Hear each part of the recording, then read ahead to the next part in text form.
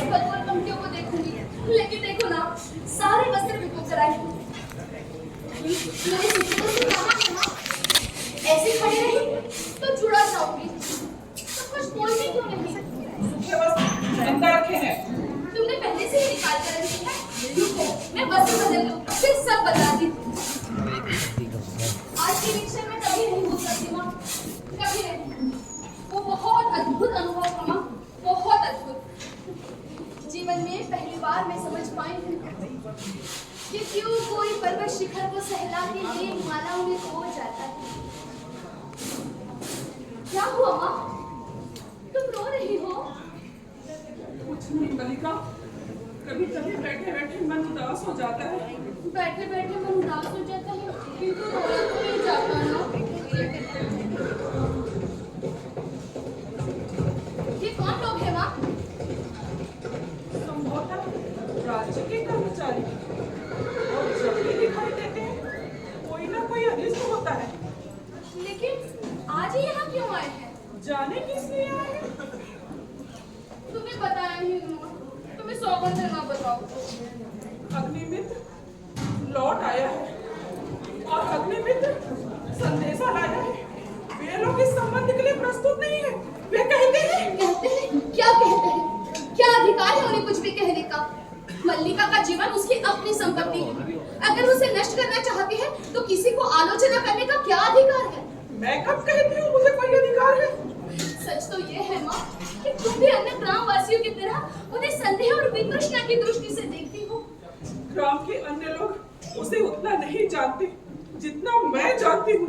मैं उसे घृणा करती हूँ। माँ, अन्य लोगों को उससे क्या प्रयोजन, परंतु उसके प्रभाव से मेरा घर नष्ट होता है। रुको माँ, तुम चल क्यों गई? माँ का जीवन भावना नहीं, कर्म है। उसे घर में अनेक कार्य करने हैं। माँ, हम जिएंगे हरीश रावत, जिएंगे ना। एक बाण से आहत होकर हम प्राण नहीं देंगे। हम फिर से वनस्थली में जाएंगे, कोमल दुर्वा खाएंगे ना। एक आहत हरिण श्रावक? यहाँ ऐसा कौन है जिसने, क्या दक्षिण की तरह यहाँ भी? हाँ, ग्राम प्रदेश में आज कई नई आकृतियां देख रहा हूँ। मल्लिका, हाँ, थोड़ा दूध हो तो किसी भाजन में ले आओ। हाँ, सच, माँ आज बहुत दुरुस्त थी। उसे अनुमान हो गया होगा कि वर्षा में मैं तुम्हारे साथ थी। दूध मुझे दे दो और इसे अपनी बाहों में ले लो। दूध पिलाकर इसके मुंह को और कोमल कर लेना चाहते हो? जहां तक मैं जानता हूँ हमारा कभी का परिचय नहीं, फिर भी एक अपरिचित के घर में आने का तुम्हारा साहस कैसे हुआ? कैसी आकस्मिक बात है।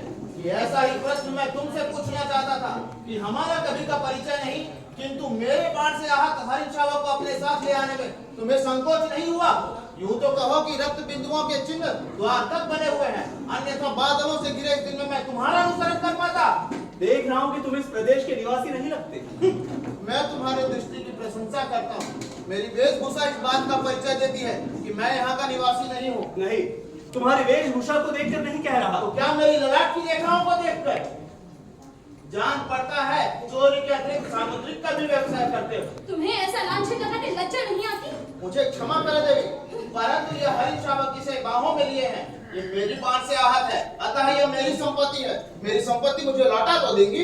इस प्रदेश में हरिणों को आखेट नहीं होता राजपुरुष, और तुम बाहर से आए हो इसलिए इतना ही पर्याप्त है कि इसके लिए हम तुम्हें अपराध भी न माने।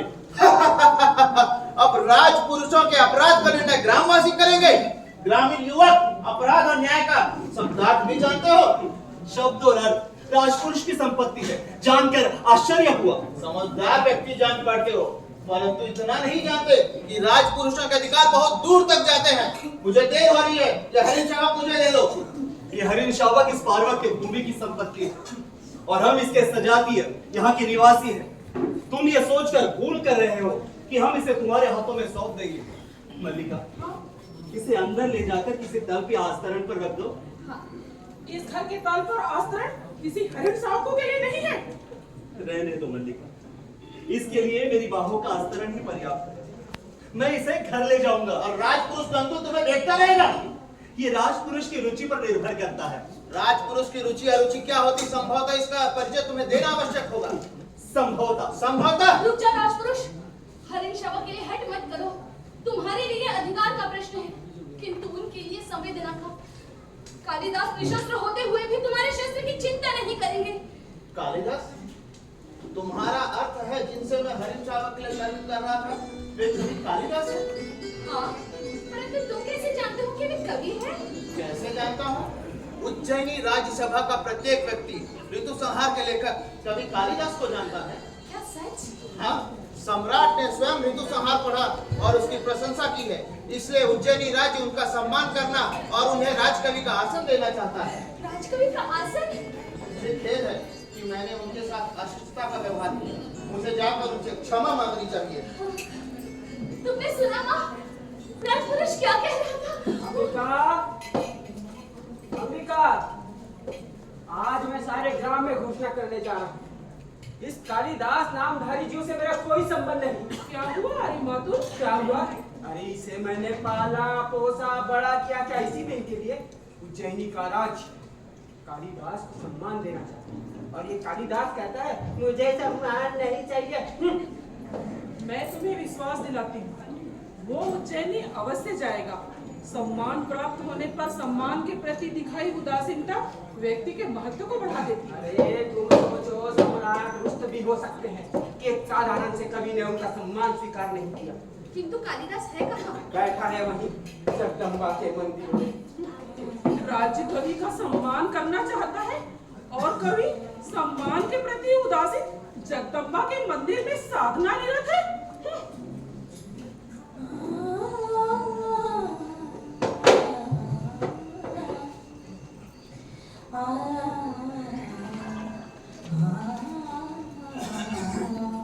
गिरे हुए मेघों ने आज इनकार कर दिया अंबिका, या तुम्हें समय का ज्ञान नहीं रहा? विलोम, तुम यहाँ क्यों आए हो? चले जाओ विलोम, तुम जानते हो तुम्हारे यहाँ आना? मल्लिका को कह नहीं जानता हूँ। मल्लिका बहुत भोली है, वो नहीं चाहती कि मैं यहाँ आऊँ, क्योंकि कालिदास नहीं चाहता। कालिदास कल उज्जैनी चला जाएगा और मल्लिका, जिसका नाम उसके कारण सारे ग्राम प्रांतन में अपवाद का विषय है, पीछे यहाँ पड़ी रहेगी। क्यों? तुम ये सब कहकर मेरा दुख कम नहीं कर रहे हो विलोम? यह सब बातें मैं तुमसे नहीं, उससे कहने आया हूँ। अधिक प्रतीक्षा नहीं करनी पड़ेगी विलोम। सुना है राजधानी से निमंत्रण आया है। कालिदास यह स्पष्ट बता दे, उसे उज्जैनी अकेले ही जाना है या? सुना तो मैंने भी है। क्यों, तुम्हें दुख हुआ? दुख बहुत। एक मित्र के बिछड़ने का भला दुख किसे नहीं होता है। सुना है वहां जाकर लोग बहुत व्यस्त हो जाते हैं। राजधानी के वैभव में ग्राम प्रांतर को भूल तो नहीं जाओगे। वहां के जीवन में कई तरह के आकर्षण हैं, रंगशालाएं हैं, मदिरालय हैं, तरह तरह की विलास भूमियां हैं। आर्य विलोम, आप अपनी सीमा से आगे जाकर बात कर रहे हैं। मैं जानता हूँ तुम मुझसे घृणा करती हो, परंतु मैं तुमसे घृणा नहीं करता। देखो, तुम कालिदास के बहुत निकट हो, परंतु मैं कालिदास को तुमसे अधिक जानता हूँ।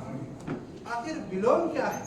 एक असफल कालिदास और कालिदास एक सफल विलोम। हम एक दूसरे के कहीं निकट जान पड़ते हैं। तुम्हारी यात्रा शुभ हो कालिदास। तुम जानते हो विलोम तुम्हारा ही शुभचिंतक है। ये मुझसे अधिक और कौन जान सकता है? फिर उदास हो गए। फिर एक बार सोचो मल्लिका, प्रश्न राजश है और सम्मान स्वीकार करने का नहीं है। उससे भी बड़ा एक प्रश्न मेरे सामने है, और वो प्रश्न मैं हूँ ना। तुम सोचते हो इस अवसर को ठुकरा कर तुम यहाँ ठहर जाओगे तो मुझे सुख मिलेगा। तुम्हारे जाने के बाद मेरे अंदर कोई रिक्तता छालेगी, परंतु मैं स्वयं के साथ छल नहीं कर सकती। मैं हृदय से कहती हूँ, तुम्हें जाना चाहिए। मुझे जाने के लिए कह रही हो? हाँ, देखना, मैं तुम्हारे पीछे प्रसन्न रहूंगी, खूब घूमूंगी और हर संध्या को जगदम्बा के मंदिर में सूर्यास्त देखने जाऊंगी। इसका मतलब है तुमसे विदा लूं? नहीं, बिना नहीं। तुम जा रहे हो इसलिए केवल प्रार्थना करो, तुम्हारा प्रशस्त हो। जाओ।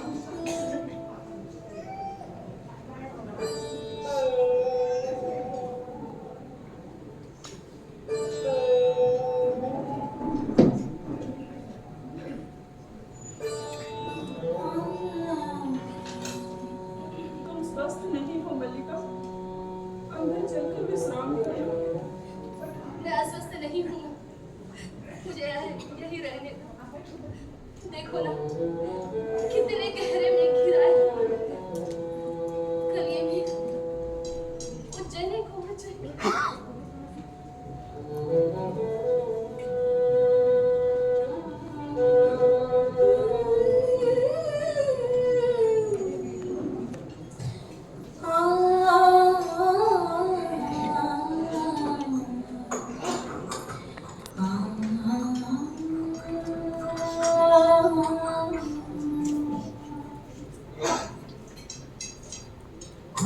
कैसा है अंबिका का स्वास्थ्य? वैसा ही चल आता है। पहले से कुछ अंतर नहीं पड़ा? लगता तो नहीं। 2 वर्षों से निरंतर एक सा ज्वर। वास्तव में अंबिका बहुत चिंता करती है। औषधि भी ठीक से नहीं खाती। तुम्हारा स्वास्थ्य कैसा है? मैं ठीक हूँ। अस्वस्थ लग रही हो। बहुत दिनों से राजधानी की ओर से कोई व्यक्ति नहीं आया। कभी कभी सोचता हूँ एक बार उज्जैनी जाकर मिला। क्यों? मुझे कहते हुए दुख होता है, उन्हीं व्यवसायियों के मुंह से और भी तो बातें सुनी है। व्यक्ति जब उन्नति करता है तो उसके साथ कई तरह के विवाद जुड़ने लगते हैं। मैं विवाद की बात नहीं कर रहा। सुना यह भी तो था ना कि गुप्त वंश की राजदूता से उनका विवाह हो गया। तो इसमें बुरा क्या है? इसी बात का तो दुख है। अगर मेरे कहने से तुम ऐसा ना करती तो आज तुम्हारे जीवन का ये स्वरूप न होता। मेरे जीवन में ऐसा क्या अंतर पड़ा है? पहले माँ काम करती थी, अब वो अस्वस्थ है तो मैं काम करती हूँ। बाहर से तो इतना ही लगता है। इतना ही अंतर है।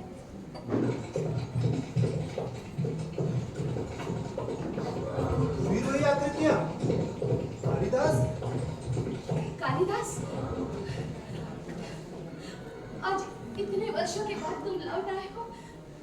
सोचा था तुम आओगे तो ऐसे ही मेघ घिरे होंगे, ऐसा ही अंधेरा सा दिन होगा।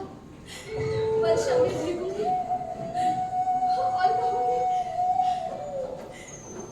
मैंने तुम्हारी सारी रचनाएं पढ़ी।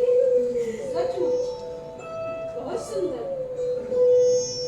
जानती हो तुम अपरिचित होते हुए भी मुझे अपरिचित नहीं लगी।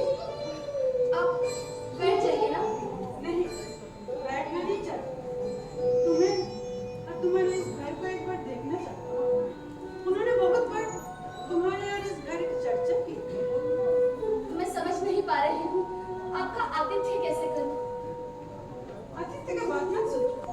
मैं तुम्हारे लिए आतिथ्य के रूप में नहीं आई। मैं स्वयं एक बार इस प्रदेश को देखना चाहती हूँ। यहाँ से बहुत दूर तक की पर्वत श्रृंखलाएं दिखाई दी। इतनी निर्भर सुंदरता। मुझे यहाँ आकर तुमसे स्पर्धा हो रही। हमारा सौभाग्य होगा कि आप कुछ समय यहाँ ठहर जाए। आपको यहाँ असुविधा तो होगी, किंतु इस सौंदर्य के सामने जीवन की हर सुविधा ही है। आओ यहाँ मेरे पास बैठो। मैं दूसरा आसन ले लेती हूँ। लगता है यहाँ गांव के देश में रह के भी तुम्हें साहित्य से अनुराग है। किसकी रचना है ये? कालिदास की। अब ये मातृगुप्त के नाम से जाने जाते हैं। यहाँ भी इनकी रचनाएं मिल जाती हैं। ये प्रतियां मैंने उज्जैनी से आने वाले व्यवसायियों से प्राप्त की है। मैं समझ सकती हूँ। मैं उनसे जान चुकी हूँ कि बचपन से ही तुम उनकी संगी रही। उनकी रचनाओं के प्रति तुम्हारा वो स्वाभाविक है। वे भी जब तक यहाँ के जीवन की चर्चा करते हुए आत्मविस्मित हो जाते हैं। राजनीतिक कार्य से मन उखड़ने लगता है। राजनीतिक कार्य की दूरी में बनी हुई रहने के लिए व्यक्ति को बहुत जागरूक करना पड़ता है। तुम ऐसे नहीं समझती? राजनीतिक जीवन के संबंध में मैं कुछ नहीं जानती। क्योंकि तुम ग्राम प्रदेश में ही रही हो। देख रही हूँ तुम्हारा घर बहुत जर्जर स्थिति में है। इसका परिसंस्कार आवश्यक है। आप बहुत उदार हैं, परंतु हमें ऐसे ही घर में रहने का अभ्यास है। फिर भी चाहूंगी इसका परिसंस्कार हो जाए। उनके जीवन के आरंभिक वर्षों का भी इस घर के साथ संबंध रहा। कभी हमें आगे की यात्रा आरंभ करनी होगी। तुम भी क्यों नहीं चलती हमारे साथ? मैं? हाँ, इसमें बाधा क्या है? मेरी माँ यहाँ है। यह कोई बाधा नहीं है। तुम्हारे माँ के भी साथ चलने की व्यवस्था हो सकती है और तुम वहाँ मेरे साथ मेरे संगी के रूप में रहोगे। क्षमा कीजिएगा, परंतु मैं स्वयं को ऐसे गौरव की अधिकारिणी नहीं समझती। परंतु मैं तुम्हें इससे कहीं अधिक की अधिकारी हूँ। राज्य में अनेक रंग के अधिकारी हैं, उनमें से तुम जिसे भी अपने योग्य समझो उसी के साथ तुम्हारे विवाह का प्रबंध किया जा सकता है। इस विषय की चर्चा छोड़ दीजिए। क्यों, तुम्हारे मन में कोई कल्पना नहीं है? नहीं, इसके मन में ऐसी कोई कल्पना नहीं है। माँ, तुम क्यों लोग आई मत, चलो विश्राम करो। मैं किसी आने जाने वाले से बात भी नहीं कर सकती। दिन, मास, वर्ष मुझे घुटते हुए से बीत रहे हैं। ये घर नहीं, काल कोठरी है जिसमें मैं हर समय बंद रहती हूँ। और तुम चाहती हो मैं किसी आने जाने वाले से बात भी ना करूं? किंतु माँ, तुम स्वस्थ नहीं हो। तुम्हारी अपेक्षा फिर भी मैं अधिक स्वस्थ हूँ। देख रही हो घर की स्थिति अच्छी नहीं है। मल्लिका मैं ऐसा कर सकती हूँ तो समस्या ऐसे ही सुलझ जाए। अब मैं जो कुछ भी संभव है मैं अवश्य कर जाऊंगी। स्थापत्य को आदेश दे जाऊंगी। इस घर को गिरा कर इसके स्थान पर इस घर को गिराने का आदेश मत दीजिए। तो मैं तुम्हारी सुविधा के लिए ही करूंगी। ठहरो राजमणि, मैं तुमसे कुछ कहना चाहती थी कि हम लोग मैं आपका तो समझ सकती हूँ। आपकी जो कुछ भी सहायता मुझसे बन पड़ेगी मैं अवश्य करूंगी। इस समय अनुजा मेरी प्रतीक्षा कर रहे हैं, इसलिए लो, मेघदूत की पंक्तियां पढ़ो। ये मैना कहती थी, इससे उसके अंदर की कोमलता साकार हो उठी है। और आज इस कोमलता का और भी साकार रूप देख लिया। वो तो तुम्हारी भावनाओं का मोल देना चाहता है, तो स्वीकार क्यों नहीं करती? इस घर की भित्तियों का परिसंस्कार हो जाएगा और तुम वहां उसकी परिचारिका बनकर रह सको। इससे बड़ा सम्मान तुम्हें और क्या चाहिए? तुम बात मत करो, आओ बैठो, विश्राम करो। तुम स्वस्थ नहीं हो माँ, तुम स्वस्थ नहीं हो। अंबिका का स्वास्थ्य ठीक नहीं है। अंबिका को अंदर ले जाओ। राम का उत्सव कोलाहल उसके मन को और अशांत करेगा। मैं तो यहाँ उत्सव की सूचना देने आया था। आश्चर्य की बात है, कालिदास ने यहाँ आना तक उचित नहीं समझा और सुनते हैं कल तो वे लोग चले भी जाएंगे। उसने आना उचित नहीं समझा क्योंकि वो जानता है अंबिका भी जीवित है। परंतु मैं समझता हूँ उसे एक बार आना अवश्य चाहिए। व्यक्ति किसी संबंध को ऐसे नहीं तोड़ता, क्यों मल्लिका? आर्य विलोम, आपसे अनुरोध है, आप यहाँ से चले जाइए। आपकी बातों से माँ का मन विक्षुब्ध होता है। मेरी बातों से अंबिका का मन विक्षुब्ध होता है? अंबिका जानती है किन कारणों से उसका मन विक्षुब्ध होता है। माँ, इन्हें कहो यहाँ से चले जाए। मैं नहीं चाहती कि आपके चला जाता हूँ। अच्छा अंबिका, तुम्हारे स्वास्थ्य की मुझे चिंता रहती है।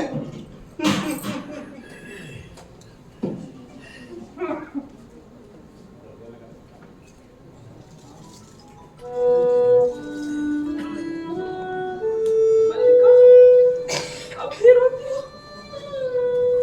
उसके लिए, उस व्यक्ति के लिए जिसने उनके विषय में कुछ मत कहो माँ। उनके विषय में कुछ मत कहो।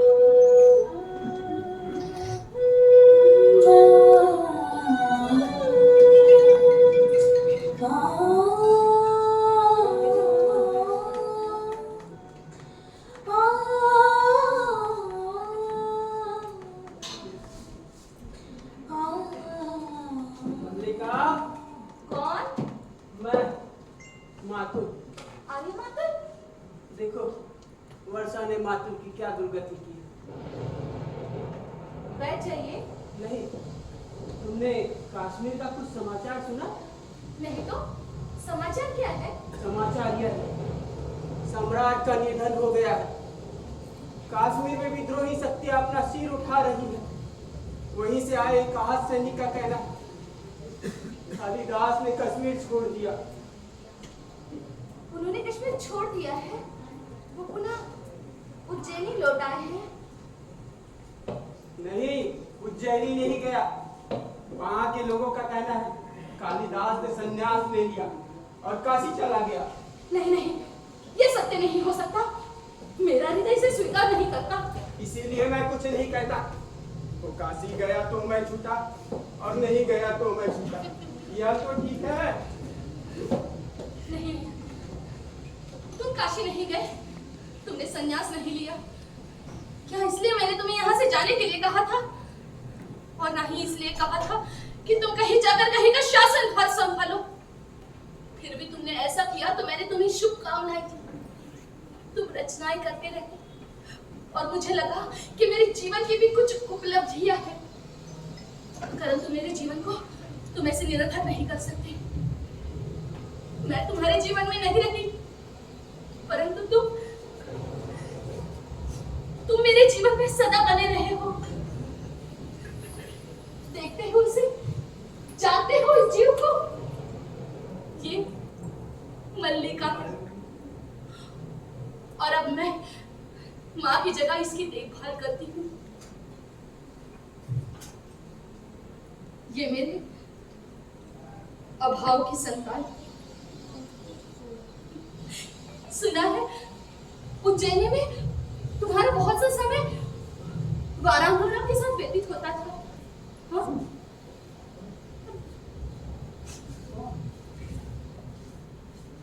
तुमने वारांगना का ये रूप देखा है? जानते हो, पहचानते हो इसे? मैं आज भी उसी तरह पर्वत शिखर पर जाकर मेघमालाओं को देखती हूँ। ऋतुसंहार मेघदूत की पंक्तियां पढ़ती हूँ। उसी तरह वर्षा में भीगती हूँ। मैं वही हूँ, उसी घर में हूँ।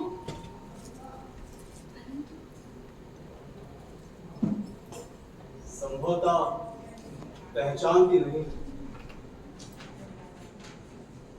मुझे देखकर आश्चर्य तो हुआ होगा। आश्चर्य? मुझे विश्वास नहीं हो रहा है कि तुम थक गए। थका हुआ था, परंतु वर्षा ने सारी थकान ही मिटा दी। सचमुच तुम पहचाने नहीं जाते। और तुम भी कहाँ पहचानी जाती हो? ये घर भी कितना बदल गया है। और तुम भी। आर्यमतुल से आज ही समाचार सुना, तुमने कश्मीर छोड़ दिया है। हाँ, क्योंकि सत्ता और प्रभुता का मोह छूट गया। मैं तो केवल मातृगुप्त के कलेवर से मुक्त हुआ हूं, क्योंकि पुनः कालिदास के कलेवर में जी सकूं। द्वार बंद रहने दो। तुम जो कह रहे थे कहते जाओ। मैंने बहुत बार अपने संबंध में सोचा है मल्लिका, और हर बार इस निष्कर्ष पर पहुंचा हूं कि अंबिका ठीक कहती थी। मैं यहां से क्यों नहीं जाना चाहता था? इसका एक कारण यह भी था कि मुझे अपने आप पर विश्वास नहीं था। मैं नहीं जानता था कि अभाव और भत्सना का जीवन व्यतीत करने के पश्चात सम्मान और प्रतिष्ठा के वातावरण में कैसा अनुभव करूंगा। मन में यह आशंका थी कि वो वातावरण मुझे छा लेगा, मेरे जीवन की दशा बदल देगा। परंतु ये आशंका निराधार निकली। सम्मान मिला, अधिकार मिला, जो कुछ भी मैंने लिखा उसकी सारी प्रतियां देश भर में पहुंची, परंतु सुख नहीं मिला। काश्मीर जाते वक्त मैं यहां नहीं आना चाहता, क्योंकि जानता था तुम्हारी आंखें मेरे अस्थिर मन को और अस्थिर कर देगी। कुमार संभव की पृष्ठभूमि ये हिमालय है, और तपस्विनी उमा तुम हो। मेघदूत में यक्ष की पीड़ा मेरी पीड़ा, और विवाह विमर्दता यक्षिणी तुम हो। अभिज्ञान शाकुंतल में शकुंतला के रूप में तुम ही मेरे सामने थी। हज पर रघुवंश में हज का विलाप मेरी ही वेदना की अभिव्यक्ति है, पर सूत्र कुछ इस तरह से छूटा कि वो सूत्र कभी नहीं मेघदूत, तुम्हारे पास मेघदूत की प्रतिलिपियां कैसे पहुंची? मेरे पास तुम्हारी सारी रचनाएं। जो अभाव मुझे वर्षों से चलते आ रहे थे, वो आज और बड़े प्रतीत हो रहे हैं। मुझे वर्षों पहले यहाँ लौट आना चाहिए था। जो कुछ मेरे मन में था, वो यहाँ पर बारिश में भीग कर लिखना चाहता था, परंतु मल्लिका, ये किसकी रचना है? ये तो केवल कोरे पृष्ठ है। ये पन्ने मैंने अपने हाथों से बनाकर सिए थे। सोचा था तुम आओगे तो उसे तुम्हें भेंट दूंगी और कहूंगी इस पर अपने सबसे बड़े महाकाव्य की रचना करना। किंतु तुम आकर भी ना आए। अब तो ये पन्ने टूटने भी लगे। तुमने ये पृष्ठ अपने हाथों से बनाकर सिए थे कि मैं इन पर एक महाकाव्य की रचना करूं? स्थान स्थान पर पानी की बूंदे, जो निसंदेह वर्षा की बूंदे नहीं। लगता है तुमने अपनी आंखों से इन पर बहुत कुछ लिखा। स्थान स्थान पर ये पृष्ठ श्वेत कणों से मैले हुए हैं। स्थान स्थान पर फूलों की सूखी पत्तियों ने अपने रंग इन पर छोड़े। कई स्थानों पर तुम्हारे नखों ने उन्हें छीला है, तुम्हारे दांतों ने इन्हें काटा है। ग्रीष्म की धूप के हल्के गहरे रंग और इस घर की सीलन, अब ये पृष्ठ कोरे कहां है? इस पर तो एक महान काव्य की रचना हो चुकी है, पर इसके आगे भी तो जीवन शेष है। क्या हम आज से आराम कर सकते हैं? किसके रोने के शब्द है ये मेरा वर्तमान है।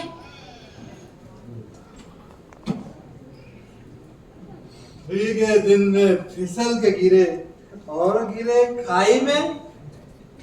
पहले आए तो द्वार बंद, फिर गए फिसल गए, फिर आए तो द्वार बंद, फिर जाते तो क्या होता। इसीलिए कहते हैं भैया बिलू ज्यादा ऊंचे मत उड़ो। पर भैया बिलू क्यों मानने लगे?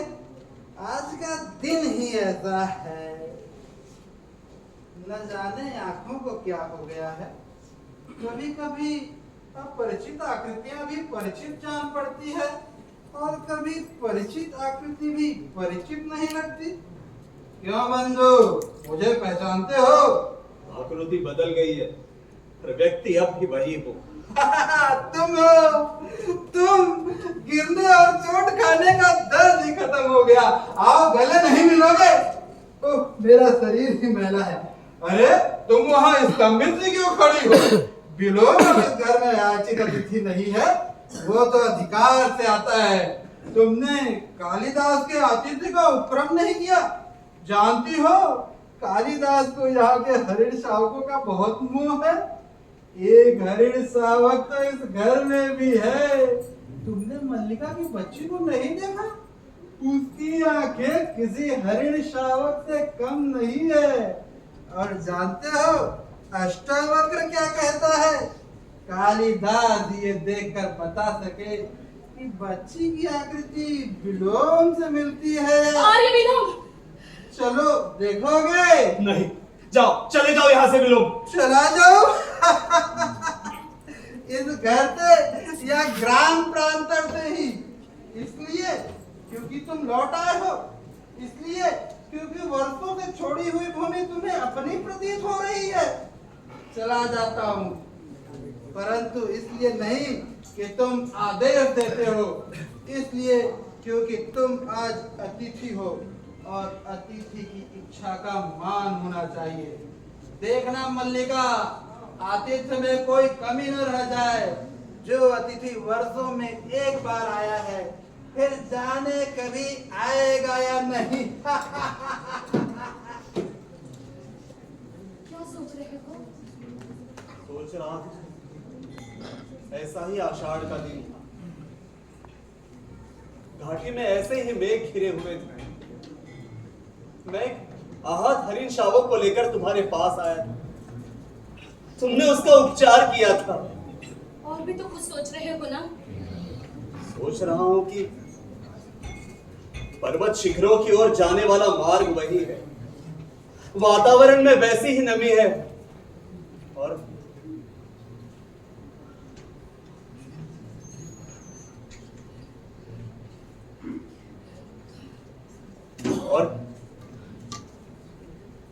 मैं कह रहा था कि आज से आरंभ कर सकते हैं।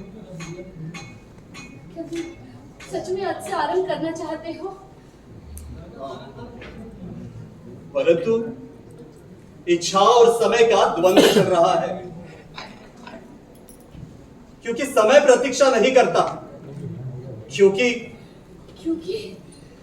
क्योंकि बहुत शक्तिशाली होता है और वो कभी किसी की प्रतीक्षा नहीं करता। कालिदास